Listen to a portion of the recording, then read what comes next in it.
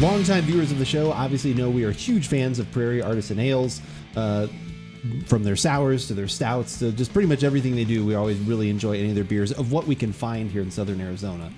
Which is becoming more, but not all. It is becoming better. Yeah, like I said, there are some that are still held very closely, very tight to the vest in Oklahoma, correct? Isn't that yes. Yep. But yeah, at least you were out on an excursion, a little on the other side of town. Went to a very local, almost landmark liquor store that's been around for forever. Walked in there, were looking around, and this one was spotted by your lovely wife, correct? That is absolutely correct. Yes. She said you have to podcast on this, and you said, oh, okay. All right. So we have a very interesting sour beer from Prairie for this Give It a Shot. I'm Andrew. And I'm Keith. And we are AboutBeverages.com. And the beverage that we are about today is the Spicy Pickle Monster Sour Ale from Prairie Artisan Ales. We'll have to look at the back. I know it's not just pickle. There's actually other fruit and things in there. But their website, I know, said that for this year they did, I think this came out the first time last year, and they were really surprised at how popular it was. So they brought it back this year, and they actually have added more heat. Okay. They've picked up the heat. They picked up the heat a little bit. Yeah, they're like, we thought it was going to be trash. We did this as an accident. Bob had dumped something into the vat. Yeah, so this is a sour ale with spicy dill pickles, orange, lemon, and lime. Okay. So you got your citrus, got your spicy citrus kind of things going on. Obviously a sour beer. We'll find out how tart. This is a great, very Jaws kind of inspired looking thing. You've got the boat. You've got someone in a cage there. You've got all these things going on. Someone there kind of at the very top. So they definitely homage. Would you say? I think so, yeah. Kind of getting into that territory. Homage. Yeah, 5.3% alcohol. I did see the price on the can. It was under $3. It looked like it was fairly under $3. Especially for Prairie. Usually Prairies are a little more expensive. Like if you think about the noirs that they have a Prairie Noir. Well, even like the Tiny S's one that we were talking about right before we went live, that one's almost $5 for a can. So, which is but then they've got some that are in that $2 to $3 range, and then so this is kind of right in the middle there. But yeah, they do all kinds of things. They do stouts, and we've had lots of good beers from Prairie over the years. So. Very much so. Yeah, very much so. But yeah, like I said, color wise, doesn't really go anything too weird. It's not like, I guess it kind of looks like dill pickle juice, I suppose, if you want to go that route. Brine, you mean? Like the brine of what that would be in. Yeah, if you want to go that route. But yeah, nothing too exciting. A little, I mean, it's hazy, but it's not like, doesn't seem like it's overly hazy. It's not like that. Like it's. I don't know if it's supposed to. I'm starting to be able to. I think it's the residue is subsiding. It's clearing as we go here. Well, should we go to the aroma, which I think is going to be, this should be the thing, right? Yes. At least. Okay. So this reminds me exactly of, and someone here in chat, if you were here live with us when we do our show, someone will know this. So the pickle smell that's in here, which it is in there after you kind of take a good, smells exactly like there was a book I used to read when I was, my mom used to read to me, Little Bunny Follows His Nose, and there was a pickle smell that you'd scratch and sniff. It's exactly that, because it's like kind of a little hint where it's like, after you've scratched that for a while, like it kind of doesn't give out the full aroma. Right. It's that, because it's in the background, because initially there's a little funk and some other things going on. I was going to say it's the funky fruity pickle. It is. That's another. Is that the B-side of the Tone Loc album? Funky fruity pickle. Yeah, exactly. It's got to be that, I would think. It smells really good though. I like it. The sour, like again, that funk kind of comes through, but then there is that kind of dill pickle, like sweet, like kind of salty kind of thing coming through. It's very interesting. It's definitely there. Yeah, it's very there. Should we go to the taste? Of course. Okay. So the aroma really obviously jumped out at us for a variety of reasons. Yeah. The taste is a little more reserved. Yeah, I would agree. But there is pickle, so it is like drinking some pickle brine. There is a little fruit. There is some spice. It is a little warm going down. Yeah, very little. Very little. It's not too spicy. I'm glad if this is like a amplified version of what they previously did. I'm glad they amplified it, because I don't know if I'd have been able to find it last time, because to me it's fairly light. I like the amount of spice that's in there.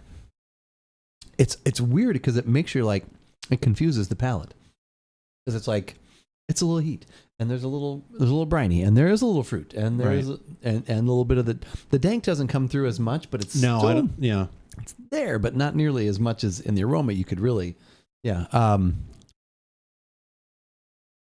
interesting. I don't know. What are you thinking? I actually like it. Like, I think for me at this price, if this was kind of where a lot of other sours sometimes start to fall, where it's $5 to $6. that would be a try it once and like, oh, that was kind of interesting, like whatever. But this one being under 3 and the flavor profile, I'm like, I actually wouldn't mind having a 3 or 4 pack of this, like, and having it around for, again, like it's not like a daily drink or anything, but it's one of those weird fun ones that I think you'd want to be able to share with other people because the flavor actually is pretty good. It is kind of weird to the palate, like all the places it goes, but it works, like for me at least.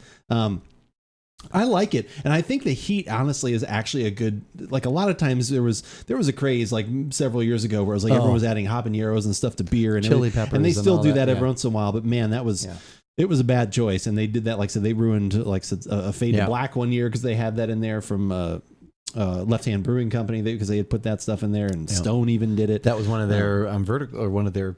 It was series when they did Fade to Black. Stone. Well, yeah. Oh, Stone. You're right. Right. They did that, but then Stone had it as one of their like 8/8s and 7/7s. Yeah, that was in one of those. And then they were even doing stuff with where they had their Crime and Punishment barrel aged stuff, and then some of them had habaneros in there with the barrel aged. So there was a whole thing. Yeah. This actually works, and I like the flavor in there, and I think it's almost necessary with the tart and the sweetener, like in the tart, the sweet, and then the brininess that's in there. I think it almost needs that little bit to kind of bring it together. So I think it was a good choice. I would even go a little further with some of those flavors. Maybe not the spice or not the heat. I think that's like where it should be. But the other things I could do a little more. The fruit comes through nicely too. I honestly really like it. That's fun. It's a fun kind of Tap sour and beer. Bottle actually had this on tap a couple weeks ago.